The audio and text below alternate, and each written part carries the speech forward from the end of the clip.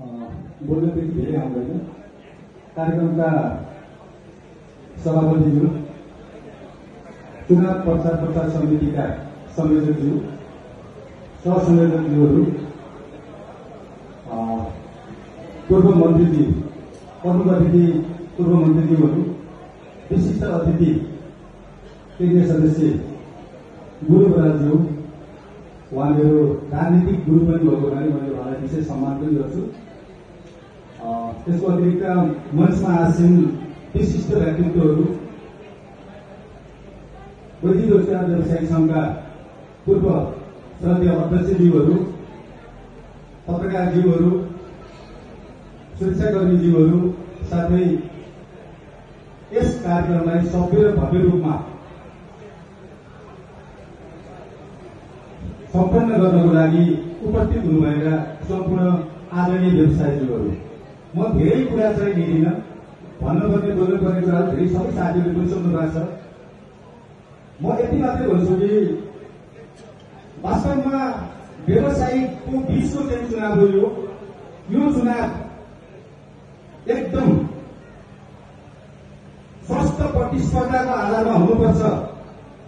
जसले जिते पनि व्यवसायले जित्ने हो, व्यवसायले हार्नु हुँदैन, व्यवसायले हार्नु हुँदैन भन्ने मान्यताको चुनाव हो।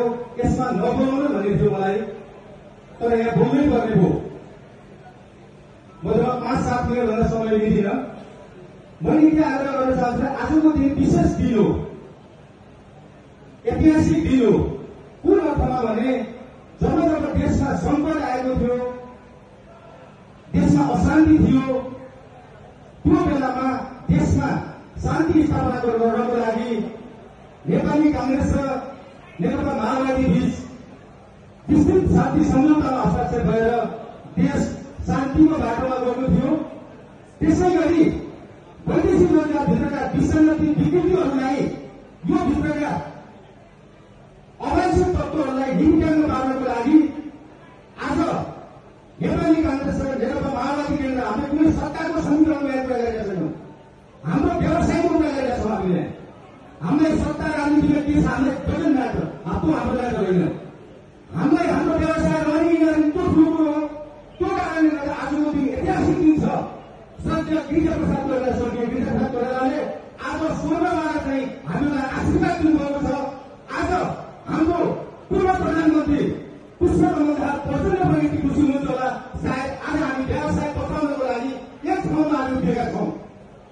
हिजो केही दुर्नीति साथीहरू भन्नुपर्दा हाम्रै पूर्व हाम्रै नेता भएका साथीहरू जो डुङ सामाजिक एयरपोर्टतिर रोजगार विभागतिर डुङ बनाउनु थियो, यहाँ नजिकै आएर नाकै छुट्नुपर्ने गरी गराएर जानुभएछ। उहाँको बारेमा मलाई खास भन्ने पनि थिएन। उनीहरूलाई म धिक्कार बाहिर पनि भन्न चाहन्नथेँ, र पनि उहाँले हिजो आएर अङ्ग्रेजीमा, गणितमा, केटीको भाषामा गाली पनि गरेर जानुभयो। त्यो उहाँहरूको हाल मानसिकताको उपज हो।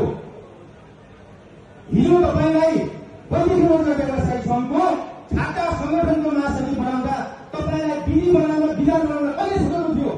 त्यो बेलामा तपाईँले डाक्टर पास गरेको, डिग्री पास गरेको मान्छे बाहेक यति पढेको मान्छे हुनुहुँदैन भनेर लोकसभा आयोगमा जसरी इक्जाम लिन्छ त्यसै तपाईँले विधि विधान बनाउने बेलामा तपाईँ वैदेशिक रोजगार विभागको गेटमा ब्ल्याक लेबरबाट कालो पक्का काटेर चाहिँ विभागका कर्मचारीसँग बोलमराई गरेर बस्ने, सिभिक मुठीबाट सिन्डिकेट हाल्नेसँग तपाईँ चाहिँ बन्द कोठामा तपाईँ चाहिँ दुनियाँ टिकटबाजी गरेर बस्ने, अहिले आएर हाम्रो चाहिँ सिन्डिकेटको विरुद्धमा लागेका तमाम व्यवसायीहरूलाई तपाईँले लामखुन लाएर जाने कति छ तपाईँको योग्यता?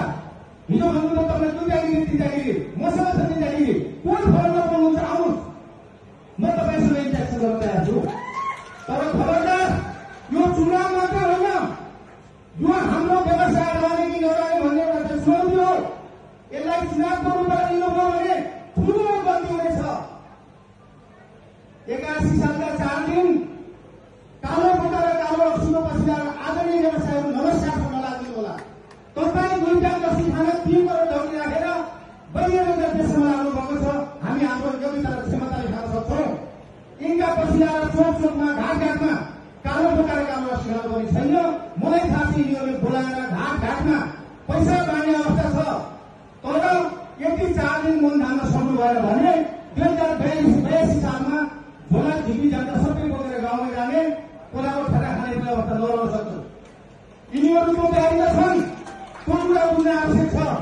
मैले एकदम बौद्धिक व्यावसायिक साथीहरूलाई मैले धेरै शिक्षा दिन चाहन्न, तर विवेक प्रयोग गर्नुहोस्। हामीसँग धेरै समय छैन, जम्मा 4 दिन समय छ। यो 17 जनाको हार भुवन सिंह गुरुङको कमानमा रहेको 17 जना टोलीको हार भनेको 1700 व्यवसायीको हार हो, 1700 व्यवसायीका परिवारको हार हो, देशको हार हो, देशको अन्धकारको चाहिँ दिन हुनेछ। देश 2082 साल हाम्रो लागि कालो बेला आउनेछ। विचार गर्नुहोस्। फोहोर गरिसकेपछि गर्नेखेर कुनै अब छैन।